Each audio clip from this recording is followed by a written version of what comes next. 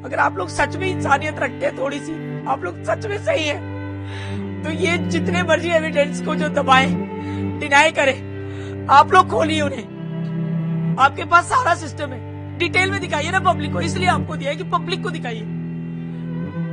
Late public decide.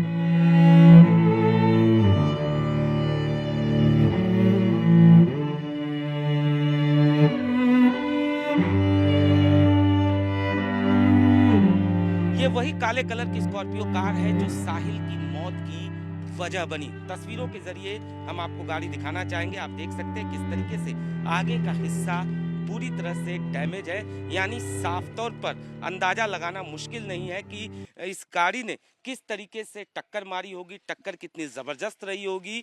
और इसी वजह से जो एयरबैग्स हैं वो खुल चुके हैं और जाहिर तौर पर तस्वीरों में देखा जा सकता है कि किस तरीके से गाड़ी जो है वो डैमेज है, यानी गाड़ी की रफ्तार काफ़ी तेज़ रही होगी। और चश्मदीद भी यही कह रहे हैं कि गाड़ी की रफ्तार काफ़ी तेज़ थी। अब हम आपको साहिल की बाइक दिखाना चाहेंगे। आप तस्वीरों में देख सकते हैं बाइक, ये वही बाइक थी जिस पर साहिल सवार होकर अपने ऑफिस की तरफ जा रहा था। उसी दौरान ये स्कॉर्पियो कार जो है वो टक्कर मारती है। 3 फरवरी का ये पूरा मामला है। पुलिस को करीब 11:57 पर खबर मिलती है। जब पुलिस मौके पे पहुंचती है तो ये जो बाइक है वो बुरी तरह सड़क पर गिरी हुई थी। पूरा हिस्सा आप देख सकते हैं किस तरीके से पहिया जो है उसका ये भी अलग हो चुका है, यानी टक्कर काफ़ी तेज रही होगी। इसके बाद ये स्कॉर्पियो कार जो है वो जब बाइक को टक्कर मारती है उसके आगे ये जो कैब आप तस्वीरों में देख रहे हैं,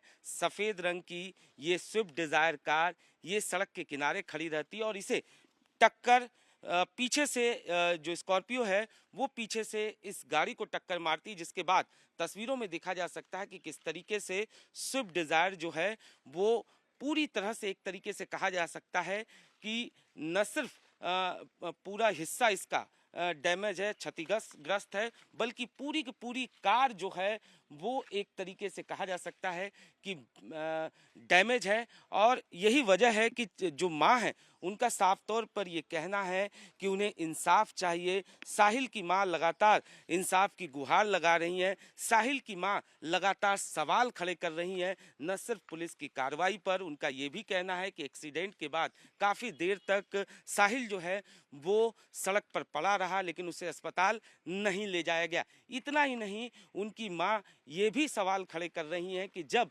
जो ड्राइवर था, जो आरोपी है नाबालिग, उसके पास लाइसेंस अगर नहीं था तो उसके घर वालों ने उसे गाड़ी चलाने की इजाज़त क्यों दी। ये तमाम ऐसे सवाल हैं जो उसकी माँ लगातार उठा रही हैं। उनकी माँ का ये कहना है कि उन्हें इंसाफ चाहिए। इस पूरे मामले में पेरेंट्स पर भी वो सवाल खड़े कर रही हैं। उनका ये कहना है कि पेरेंट्स के खिलाफ भी कार्रवाई होनी चाहिए। फिलहाल जो नाबालिग है, बोर्ड का एग्ज़ाम था, इस बाबत जो है बेल मिल चुकी है।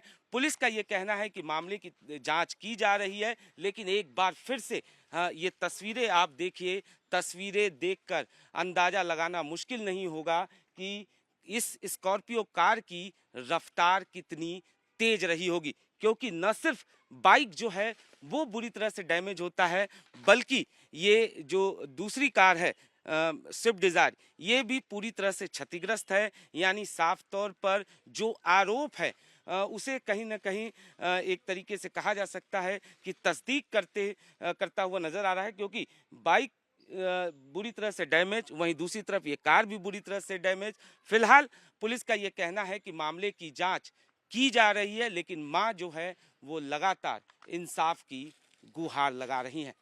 देखिए, मैंने 15 दिन वेट किया, 13 दिन में जेन्युइनली बिजी थी, पर 2 दिन में मैंने इतना सारा काम करके दे दिया डिपार्टमेंट को। और अब उनके वकील, मुझे पता चला है कि उनके जो पुराने वकील हैं, मैं एक्चुअली इनका पूरा नाम नहीं जान पा रही थी पहले। मुझे पता था कि 2 बार ये पहले जो है वकील को हायर कर चुके हैं और इस लड़के के पुराने रिकॉर्ड्स हैं। मैंने कहीं बोला भी है ये बात, बताया, मैं एसीपी साहब को भी बता के आई हूँ। और वो मुझसे जानना चाह रहे थे कि मैं बताऊं।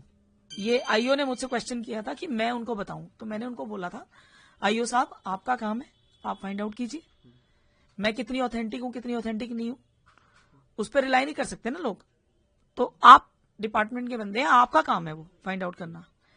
मैं फर्स्ट डे एसीपी साहब को भी बता के आई थी कि इसके पुराने भी 2 रिकॉर्ड हैं, वो निकलवाइए आप। तो उन्होंने बोला कि हमें कुछ मिला नहीं। तो अब ये जो लॉयर साहब सामने आ रहे हैं ना, इन्होंने ही पहले 2 बार उस लड़के को बचाया हुआ है। आपको जानकारी पूरी है? मुझे पहले दिन से जानकारी है, और मैं कहीं नहीं गई थी जानकारी लेने। जिस दिन मेरे बच्चे की बॉडी पोस्टमार्टम के लिए गई थी, मेरे पास यहाँ पे सब कुछ घर बैठे आ गया था उसके, क्योंकि बट मैं वेट कर रही थी कि ऑथेंटिक तरीके से चीजें सामने आए। तो अब जब लॉयर साहब सामने आ चुके हैं, तो हर बारी एक क्लाइंट नहीं होना चाहिए। किसी माँ की हाय किसी वकील को भी लग सकती है, किसी को भी लग सकती है। अगर मेरे साथ अन्याय हो गया, वो उनके भी बच्चे हैं, ठीक है। कभी इंसानियत भी होनी चाहिए। पैसा जीवन भर कमाना होता है, ठीक है। मर्डरर्स के लिए भी केस लड़े जाते हैं, बट दैट डजंट मीन्स कि आप इतने ज्यादा अनसेंसिटिव हो जाएं कि सब कुछ पूरी दुनिया ने देख लिया है, उसके बाद भी आप उसको डिनाई करने की कोशिश करें या चीजों को उस तरह से करें। मैं वकील साहब से भी हाथ जोड़ के रिक्वेस्ट करूंगी उनके, कि जब उन्होंने पहले ही, उनको तो पहले दिन ही अप्रोच हो गया था, मुझे ये भी पता है कि उन्होंने पहले मना कर दिया था। इन्होंने काफी रिक्वेस्ट करके उनको जो है, वकील साहब को पता था कि वो 2 बार पहले इसको बचा चुके हैं। वकील साहब ने पहले इनको मना कर दिया था। ये भी रिपोर्ट आई है मेरे पास। कौन से केस से कोई आपको जानकारी है? नहीं, मुझे केसेस की जानकारी देखिए, अब मैं वही बोल रही हूँ कि लीगल चीजों को मैं प्रिजम्पशंस या एज्यूम करके कुछ भी नहीं बोलूंगी, ठीक है। मीडिया के पास सब कुछ आता जा रहा है, खुलता जा रहा है। वकील साहब सामने आ चुके हैं, आप उन्हीं के पास जाइए, उनके पुराने रिकॉर्ड उन्हीं से चेक कीजिए। डिपार्टमेंट करेगा। डिपार्टमेंट ने मुझे ये बोला कि उनको नहीं पता चल रहा है। अब तो वकील साहब सामने हैं, और ये उनके पुराने वकील हैं, उनके मित्र भी हैं, उनके ये जो एक्यूज हैं ये उनके पुराने क्लाइंट हैं। तो अब तो डिपार्टमेंट नहीं कह सकता कि हमें कुछ नहीं पता, हमें कुछ मिला नहीं। तो अब निकालिए, आप उनसे निकालिए। यही चीज मैं एक बार आपसे जरूर जानकारी में भी आपके लाना चाहूंगा और पूछना भी चाहूंगा। जब आरोपी के पिता से पूछा गया तो उन्होंने कहा कि उन्हें इस बात का बहुत दुख है, और साथ साथ उन्होंने ये भी कहा, पुराने जब मामलों के बारे में पूछा गया कि पहले से ही इतने चालान थे उस गाड़ी पे, तो क्या एक पिता होने के नाते उनका फर्ज नहीं था कि वो तमाम चीजें देखते, अपने बच्चे को समझाते? तो उन्होंने कहा मैं तो बाहर रहता था, और जो पहले जो चालान आए वो उनके स्टाफ द्वारा जब गाड़ी चलाई गई। देखिए, ये जो कहानियां जो सुना रहे हैं, पूरी दुनिया को पता चल चुका है। मैंने आप लोगों को एक वीडियो भी दिया है उनका, कि उनका क्या बिजनेस है। उनका बिजनेस है, डिस्ट्रीब्यूटर है वो। तो डिस्ट्रीब्यूटर में वो गाड़ी का सेल परचेज करते हैं, वो बड़ी बड़ी गाड़ियों को बेचते हैं, उनको कमीशन मिलता है। उन्होंने खुद अपने वीडियो में बताया है। तो वहां पे ड्राइवर्स का इन्वॉल्वमेंट कहां से आ गया? और आ गया तो कमर्शियल गाड़ियों पे होता है ना ड्राइवर्स का इन्वॉल्वमेंट। ये घर की गाड़ी है, जो कि उनका बेटा खड़े खड़े नीचे बेसमेंट में लोगों की गाड़ियां ठोक रहा है खाते पीते। हाँ, मेरे खुद के जानकार हैं, एक मेरे पड़ोसी हैं, उनकी गाड़ी ठोकी हुई है।